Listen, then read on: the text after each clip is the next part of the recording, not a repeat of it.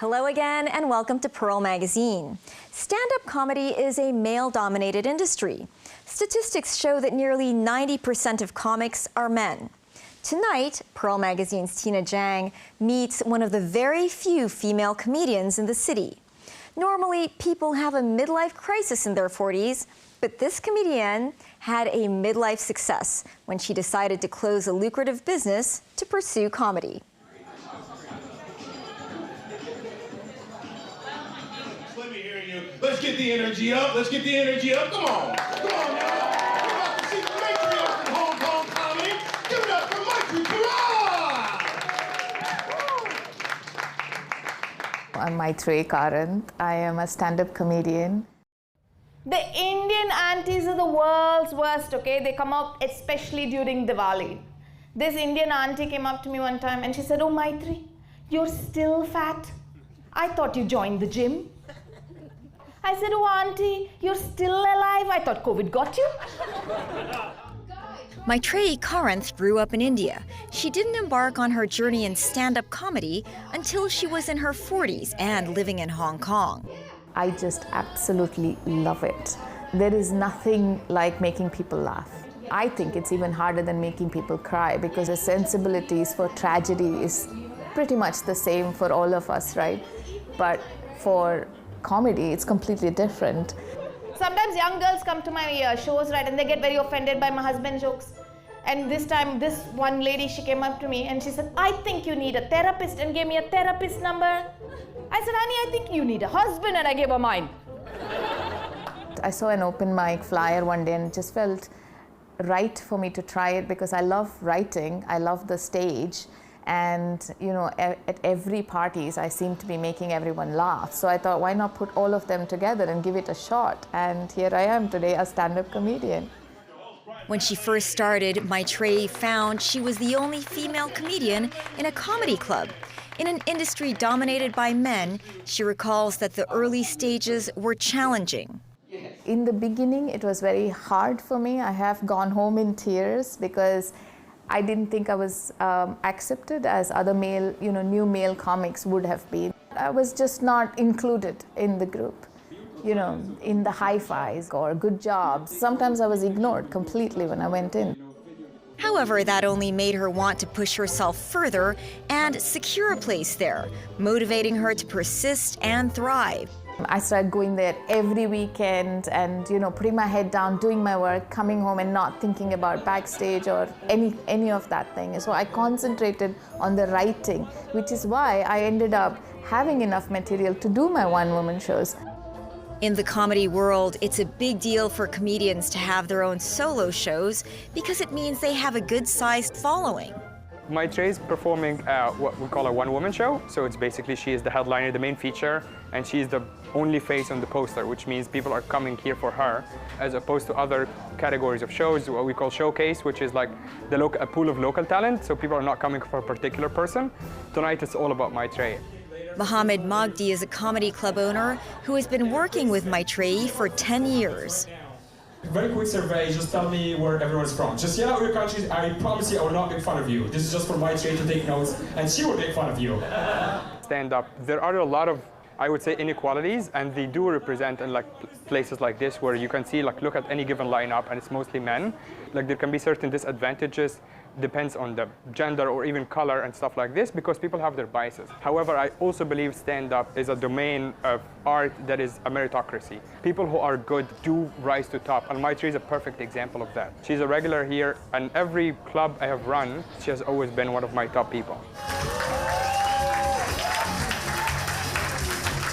As soon as I turned 50, right, Facebook started showing me granny yoga videos. I didn't click on it and it started showing me lazy girl exercise videos. I thought, oh, this could be me. Clicked on it and it said, "Well done, day 1 completed." The doctor said, "I've got high cholesterol."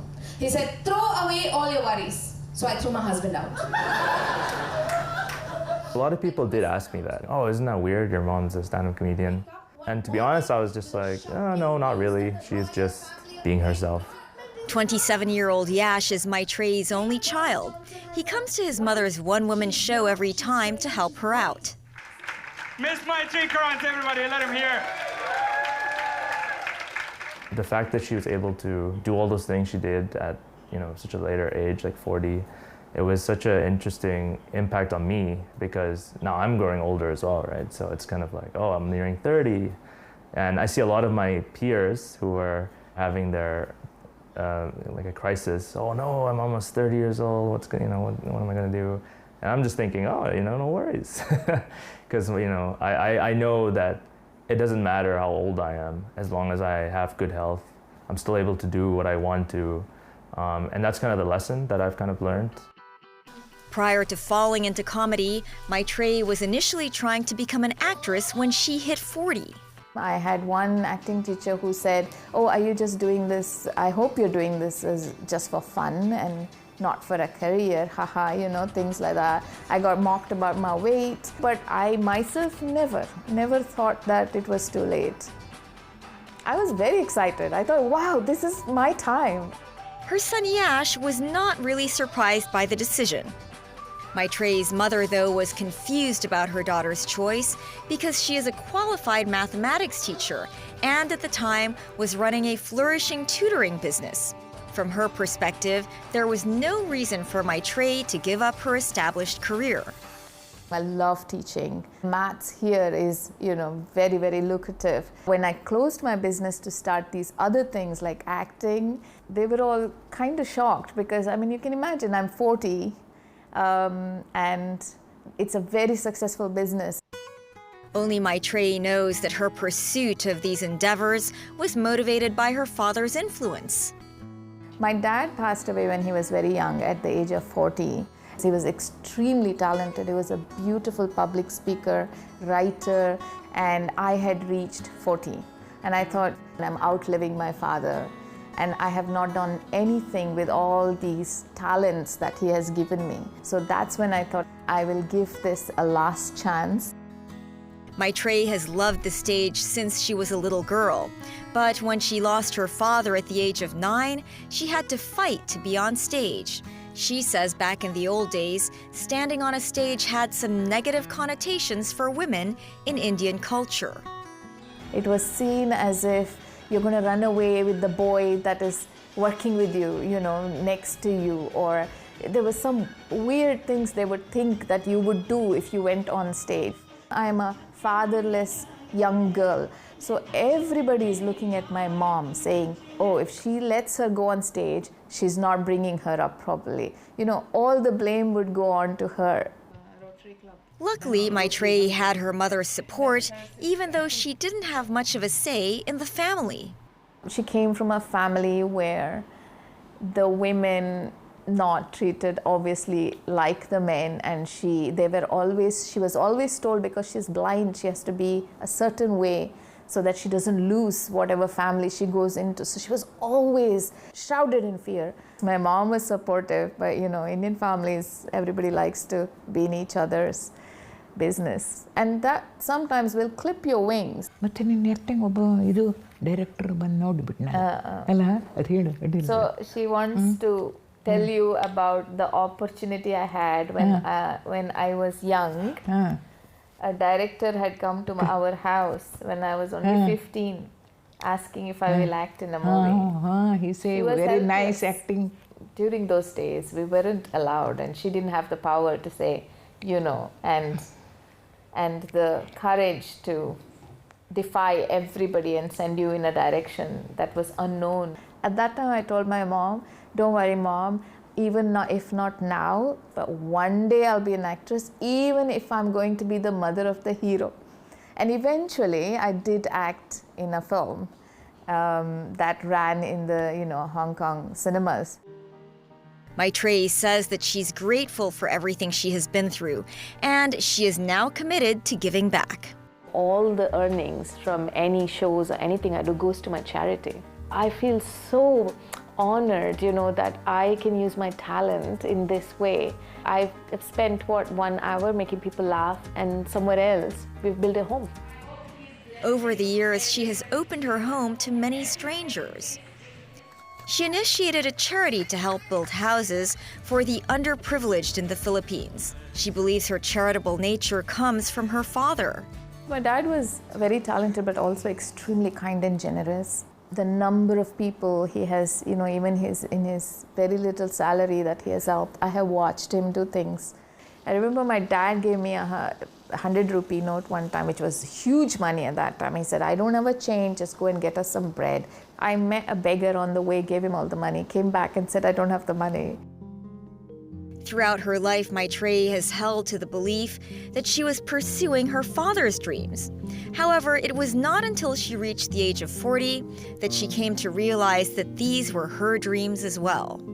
I held on to him with a lot of pain and a lot of not understanding why he had to leave me that early. Until I hit 40 and I had that night, and I said to him, Dad, I'm letting you go from now on. I'm not going to hold you back with this sadness. Honestly, since then, I feel he has been more with me than before. We are walking together in this journey. When we come back, a story about development, resettlement, and displacement. Stay with us.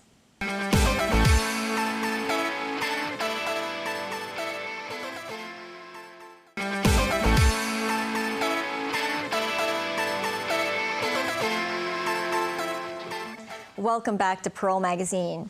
The government has pledged to develop the Northern Metropolis as the city's new growth engine. In October, it outlined development projects and timetables in an action plan. The Northern Metropolis will be divided into 4 zones and is set to be the major land source in the future.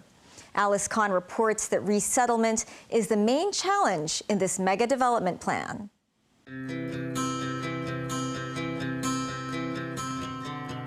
The Northern Metropolis has an area of 30,000 hectares, about 1/3 of Hong Kong's total area. It covers Yuen Long and the Northern District and borders Shenzhen.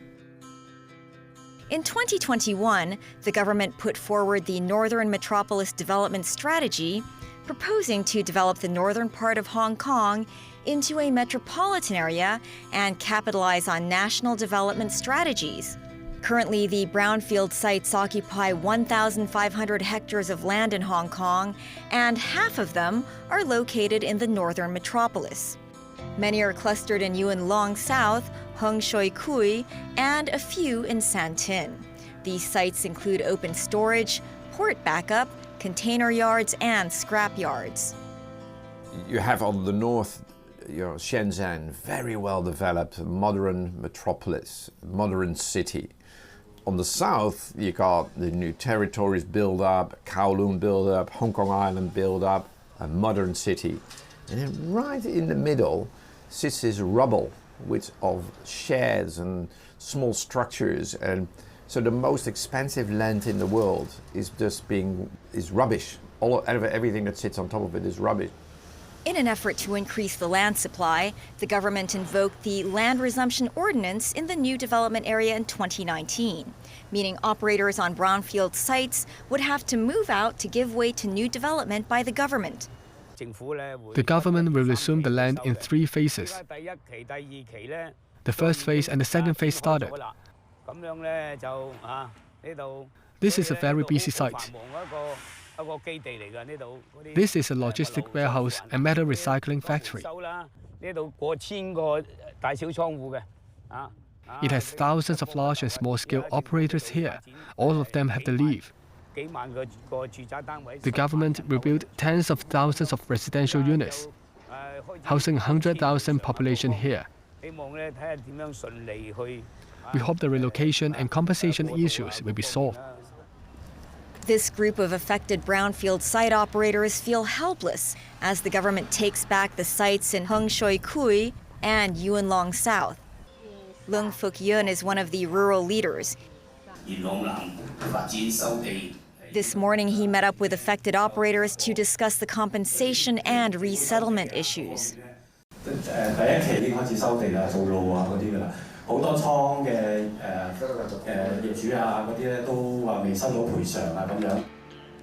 In 2019, Joe invested a total of over $100 million to build 12 warehouses in Hung Shui Kui, as he believed it would be a profitable business.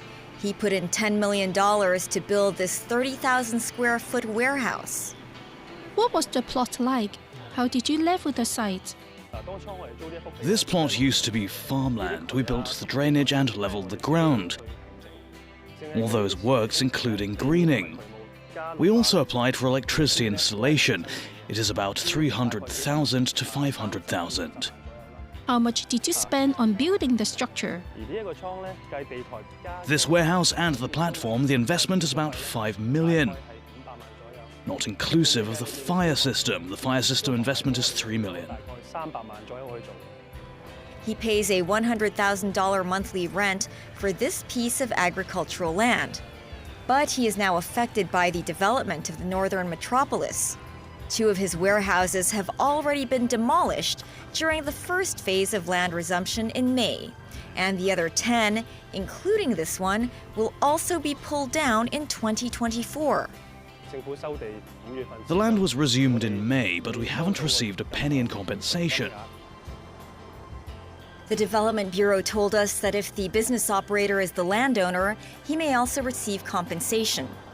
It said brownfield operators who rent the land should have received approval to use the land via a short-term waiver or a short-term tenancy. However, Joe did not receive a short-term waiver. You realized there will be a land resumption for development. Why did you still put money in it? We were optimistic about the return. The land resumption was scheduled in 2025, but it was earlier than expected. Also, I didn't expect that I wouldn't receive any compensation from the government.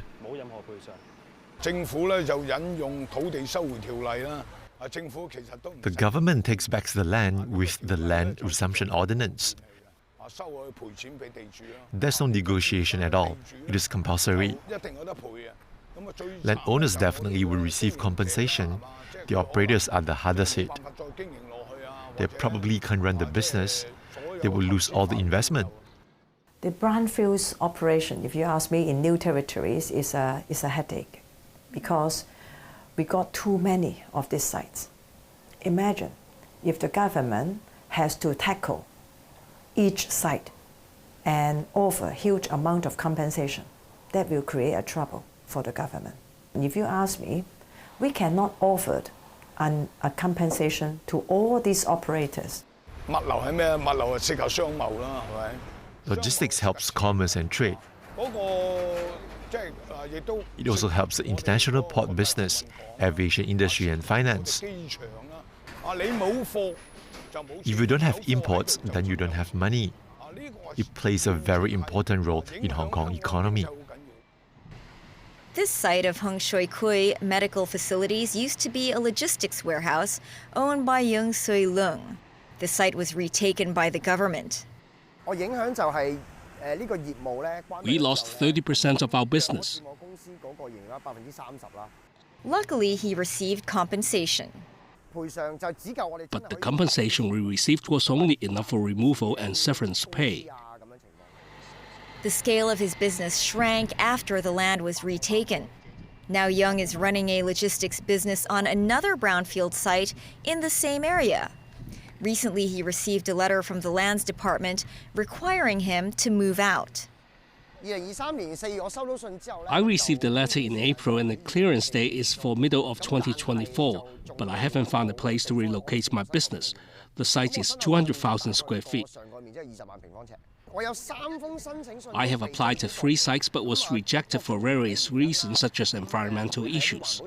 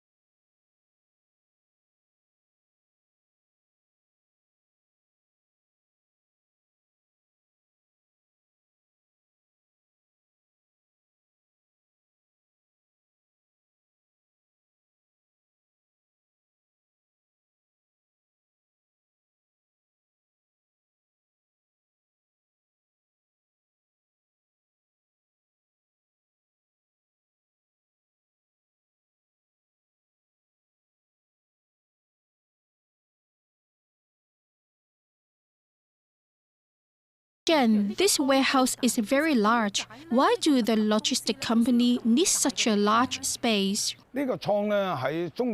This warehouse is not very huge. It has an area of 30,000, 40,000 square feet. You ask me why we need a large space? Because when we receive the goods, we need to sort them out and put them in different categories. For example, a 40 square foot container filled with goods, when it is delivered here, we need a few hundred square feet to sort out the goods. Cheng says the multi-story building will not be completed until 2027. The operators still need to continue business and prefer to move to available brownfield sites offered by the government. That's our last show for this year. Join us on Pearl Magazine, January 1st. Bye for now.